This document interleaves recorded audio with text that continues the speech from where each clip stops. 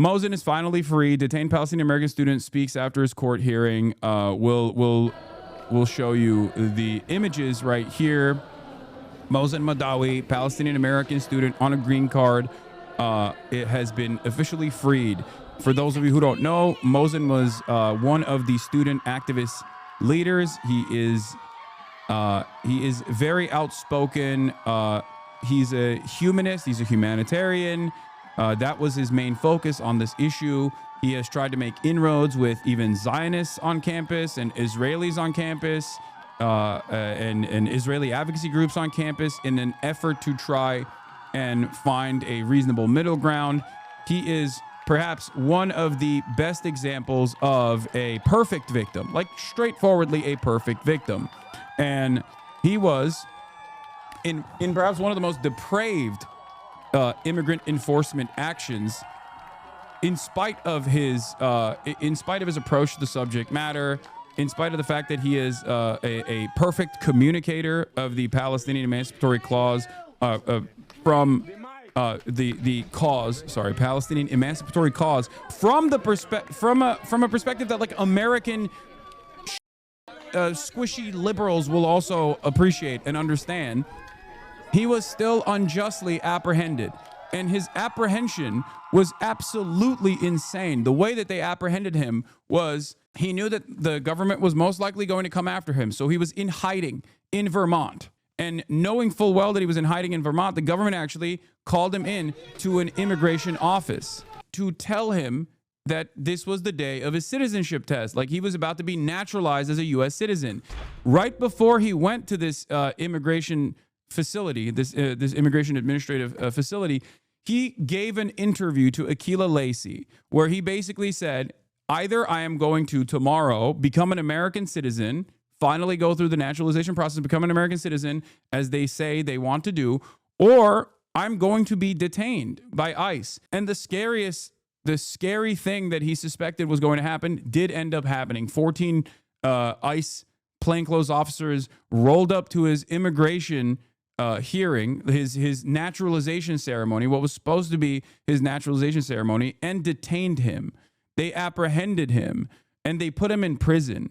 And in the process, there wasn't a lot of fuss about this, with some very important and notable exceptions.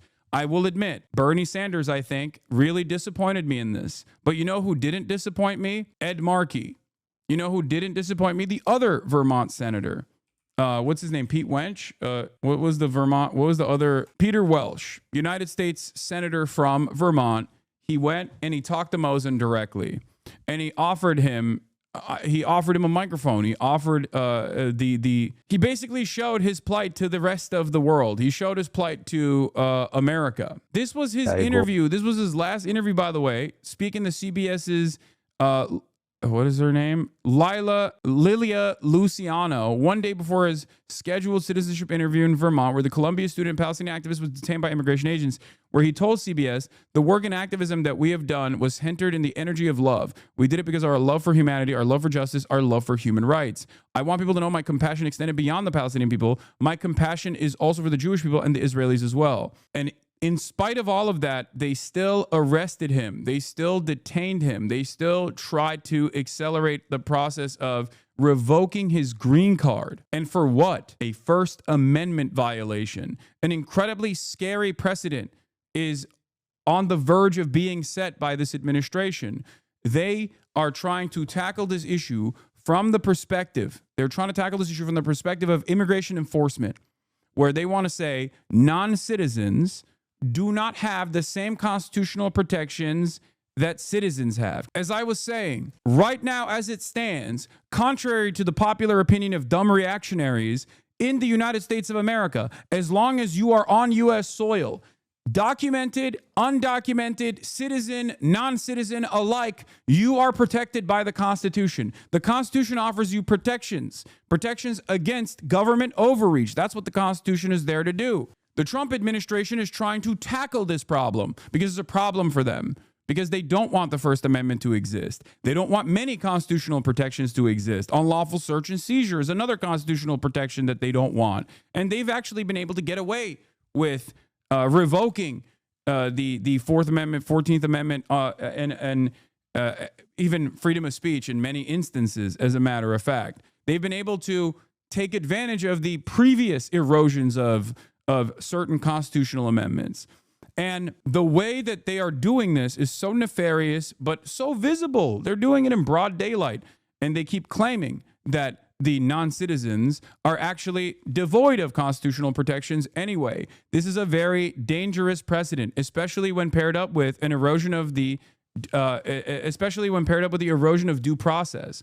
Because once you take away due process, you can never show that you are a citizen. And the Trump administration has deported citizens already, citizen children, as a matter of fact, alongside their non-citizen parents. Understand that this is a major, major victory for civil liberties in this country, but it's not done yet. And I'm glad that the judge openly admitted that even if he was a firebrand, even if he said stuff that I haven't even said, he has every right to remain on U.S. soil.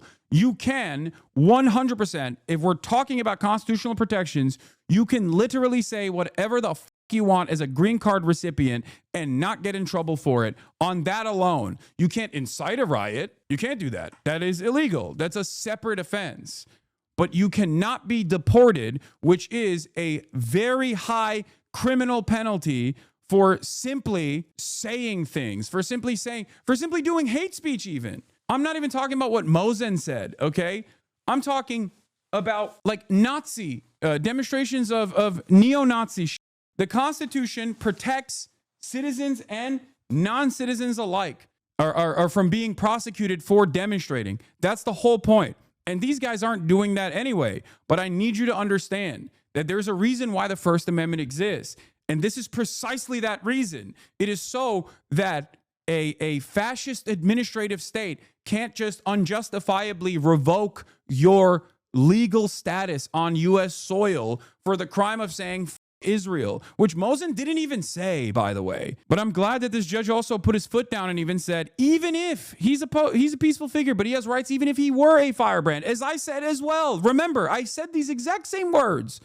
Jeffrey Crawford, the judge in Wednesday's ruling, wrote that those who know Madawi describe him as a peaceful figure who seeks consensus in a highly charged political environment. But Crawford added, even if he were a firebrand, his conduct is protected by the First Amendment. The court is aware that he has offended his political opponents and apparently given rise to concerns at the State Department that he's an obstacle to American foreign policy. Such conduct is insufficient to support a finding that he is in any way a danger, as we use that term in the context of detention and release. Legal residents not charged with crimes or misconduct are being arrested and threatened with deportation for stating their views on the political issues of the day, Crawford said, citing the Red Scare and McCarthy-era targeting of people for their political views. The wheel of history has come around again, but as before, these times of excess will pass. But as before, these times of excess will pass.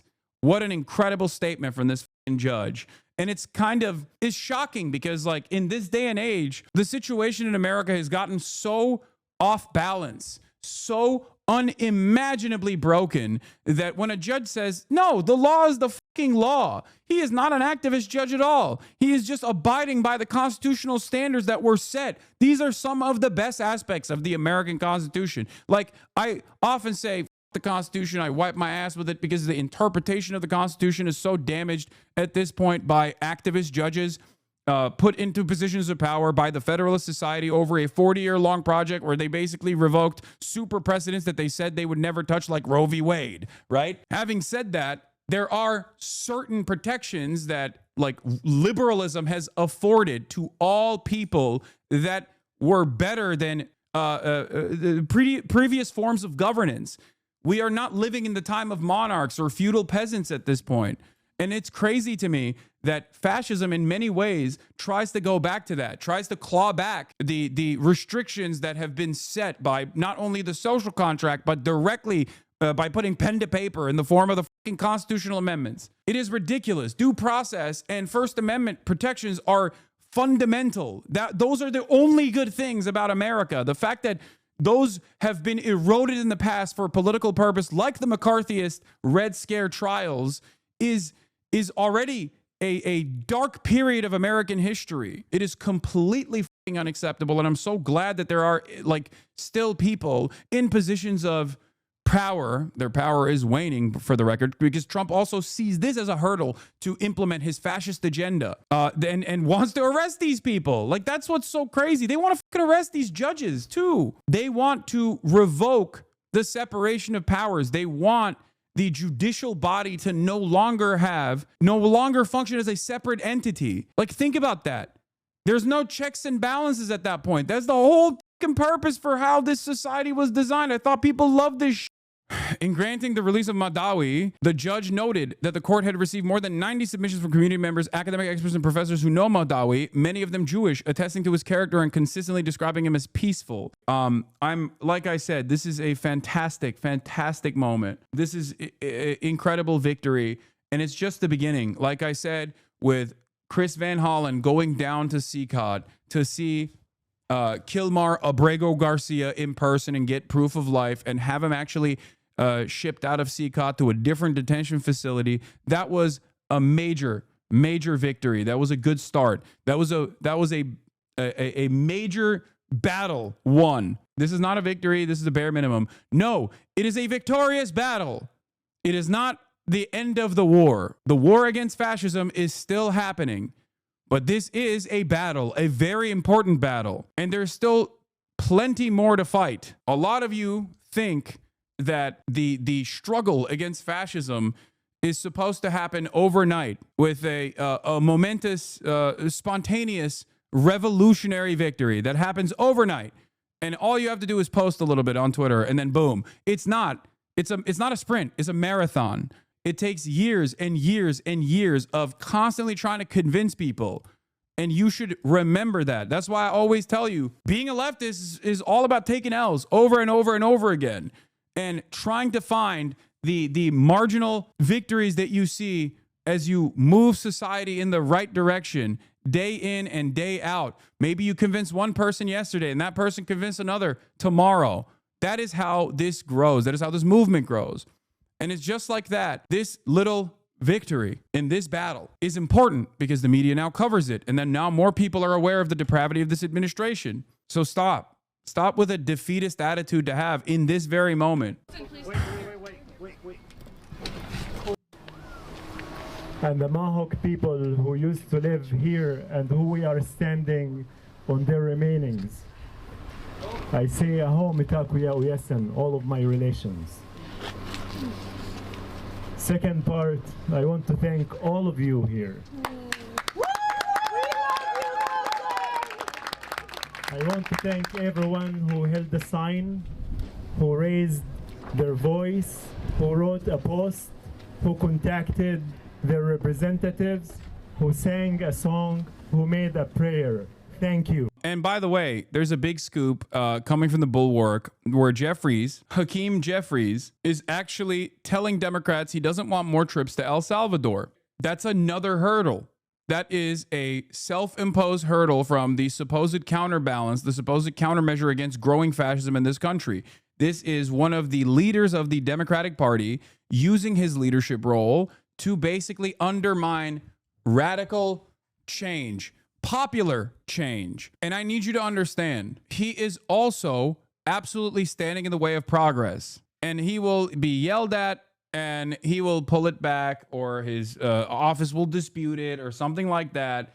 But if there are hurdles amongst your own ranks in terms of doing the right thing, if Hakeem Jeffries is an enemy to progress, then you just need to communicate that to people and say, this person is horrible. He's not doing his fucking job. What is Chuck Schumer worried about? What is Chuck Schumer focusing on? Chuck Schumer is too busy going on his book tour talking about how the left has a real anti-Semitism problem and lightly agreeing with Donald Trump on how to deal with these bad boys, okay? These bad guys who are saying mean things about the state of Israel, who he seemingly cares a lot about. But also criticizing Trump with a stern letter that he wrote alongside Cory Booker and many of these other charlatans to say, well, you just didn't go about it the right way. You didn't go about it the right way. We are totally on board with you actually doing this deportation agenda against criticizers of Israel, but you just have to do it the right way. What do you mean do it the right way? There is no right way to deport someone for saying mean things about Israel. What the are you talking about? This is the United States of America. It's one of the most important aspects of American civilization is that you can say this kind of stuff and not be penalized by the government. That's the whole purpose of the First Amendment. This is literally what it was designed for. That's the whole purpose of the First Amendment. Free speech, freedom of assembly, freedom of expression. This is the reason to be able to speak out and organize and express your thoughts against growing fascism. That's like the whole point. Maybe not fascism at the time, but like, you know, against monarchy, unjustifiable constructs, against tyranny. That was the whole purpose, right? The American Revolution. What the was this whole thing about? That is the reason why I think it's important to recognize when there is a victory, albeit is it Pyrrhic or Pyrrhic? I know people yell at me when I say it wrong. Like even if there's a small victory, you cannot discard this. You cannot say that this is unimportant. This is stupid. This is important. This is important. This is important because this will cause more people to pay attention to it. This will make people aware of the depravity. And it is your opportunity in this very moment to tie this back to individual liberties that Americans do care about. Maybe they don't give a shit about Israel. Maybe they're a little worried. Mohsen Mahdawi, that sounds like a brown guy. It sounds kind of scary to me. But you got to make people understand that this is an attack against the First Amendment because every American does care about that. The judge says his 2 weeks in detention demonstrate great harm to a person who has been charged with no crime. Now, Madawi says he has faith in the justice system, saying injustice anywhere is a threat to justice everywhere. If we have faith in our beliefs, unshakable beliefs, which is the belief that justice is inevitable, we will not fear anyone because our fight is a fight for democracy, is a fight for humanity. Amen. To President Trump and his cabinet, yes, I am not afraid of you. Hell yeah. And let's bring in ABC News immigration reporter Armando Garcia for more. Armando, what more can you tell us about this decision and the significance here? Well, it's definitely very significant because we got to remember Mohsen Mahdawi is just one of several students right now that are in immigration detention centers across the country being targeted by the Trump administration for their role in the pro-Palestinian protests on campuses. In his ruling, the judge said that Mohsen should be allowed to continue his studies. As we've reported, he is expected to graduate next year, in just a few weeks next month. But also, this is just really, really stunning because a lot of people are going to be looking at this case. As I mentioned, there's a lot of students that have been targeted by the Trump administration for similar reasons, but they're still in detention. Yeah, I'll work to get Mahdawi on. I'm sure there's plenty of people that are in the chat right now that know him personally. I would love to have him on. Mohsen, I know you're probably pretty busy right now, but I would love to have you on the broadcast. Some chatters are defending Bernie by saying it's called being strategic, but they don't understand there was nothing strategic about it. No, there was. If anything, it would have been brilliant for Bernie to use all of the momentum he has. Bernie Sanders is old, yes, but he has a lot of momentum. He has a lot of motion. This is not only going to elevate his status as someone who is a real fighter against the administration. This is going to be a mutually beneficial. It would have been a mutually beneficial movement because this way, not only does he look like he played a role in this release, is easy W, but also on top of that, he gets to instill confidence in his audience. He gets to instill confidence in his followers that their voices matter. That is what we have to do right now because a lot of people, especially in the aftermath of what took place in 2020, where they went out and they protested Black Lives Matter, throw up the black fist, commodification of radical movements and a neutering of radical movements, 8 can't wait. Democrats actually, after COVID, go out and win the election. People did everything that they were supposed to do. If you're an elderly Gen Z or a young millennial, you took it to the streets and you protested. You f***ed it up. You yelled from the rooftops. Then you went out and you voted. You voted for Biden. You voted for Brandon, who was supposed to be the oppositional figure that was better than Donald Trump. And you saw nothing in return for that. That, I think, played a major role in ruining the confidence of an entire generation where they saw nothing from doing all of the right things. Because when you, in popular culture, in the books that you read, what do you hear? You hear that you take it to the streets and you protest, you engage in civil disobedience, then you go out and you vote and you do your civic duty, and then change is supposed to happen. But no change comes in the aftermath of that. What does that do? What does that do to the collective consciousness of an entire generation? It causes despair. It causes nihilism. It is not how it's supposed to be. We must also combat apathy. And a great way to do that is by not only mobilizing people, not only organizing people to go to the rallies, right? But to mobilize them directionally against the causes you care about. And if it wasn't about Israel, Palestine, let's say, and about something else that Bernie talks about, because he talks about this as well. He doesn't think this is a justifiable position. I mean, he said abhorrent things, for sure. 17 months into a genocide saying Israel's right to defend itself, that is abhorrent. Like, that is ridiculous.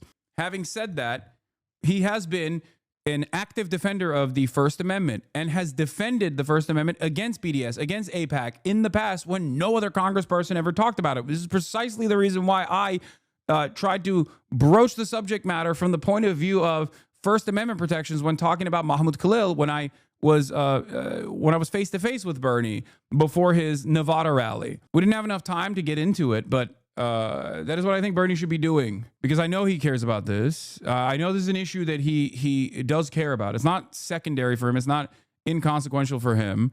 But that's why I'm disappointed about him not showing up for Mohsen specifically, because he was his constituent. What do you mean free speech against BDS? Bernie Sanders and Dianne Feinstein are the two figures in the Senate, the only two lone senators that have criticized anti-BDS legislation that passed in, like, at that point, it was like 20 states or something. This was a decade ago. Yeah. Here, this is it. Look. Sanders, Feinstein urged Senate to reject anti-BDS bill, threat to free speech. Two of the most prominent Jewish members of the Senate warned that the Israel Anti-Boycott Act will harm free speech in the United States. This is from December 19, 2018. I wish he would mobilize people, even if he doesn't care about the issue, but I do know he cares about it, right? But even if he didn't care about the issue from the perspective of like defending people's free speech or whatever, this is an opportunity to galvanize and embolden your audience. This is an opportunity to combat the apathy that they feel. It is a way to show with your work that you putting bodies in front of this issue, you mobilizing people in front of issues directionally, engaging in direct action and participating in civil disobedience works. That's my point. I hope people can understand what I'm saying here. The Vermont congressional delegation, 2 senators and 1 rep, have a joint statement applauding the decision to free Mohsen Mahdawi. Senator Bernie Sanders, Peter Welch, and Representative Becca Balint today released the following statement after Judge Jeffrey Crawford ordered the release of Mohsen Mahdawi, who was illegally detained by the Trump administration. We are relieved that Mohsen Mahdawi was released on bail from ICE detention in Vermont and that the constitutional right to due process prevailed. Mohsen Mahdawi is here in the United States legally and acted legally. He should never experience this grave injustice, said Sanders, Welch, and Balint. The Trump administration's actions in this case and in so many other cases of wrongfully detained, deported, and disappeared people are shameful and immoral. This is an important first step. We will continue to fight against President Trump's assault on the rule of law. I understand. What's the point of having 30K people if you're not going to use them for something? Exactly. But I do. But that's the thing. What do? I want Bernie to do more of what I do, which is to like go out there. You know what I mean? Ironically enough, why do I go out there? Why do I speak on fucking protests? Why do I go out to rallies? Because I want you to do the same. I want not only for people to gather in rallies and engage in the act of catharsis, which is important to do, okay? It's important for people to recognize how horrible things actually are. That's the first step. Awareness is the first step. But after awareness, you have to move on to organizing. And after you organize, you have to mobilize.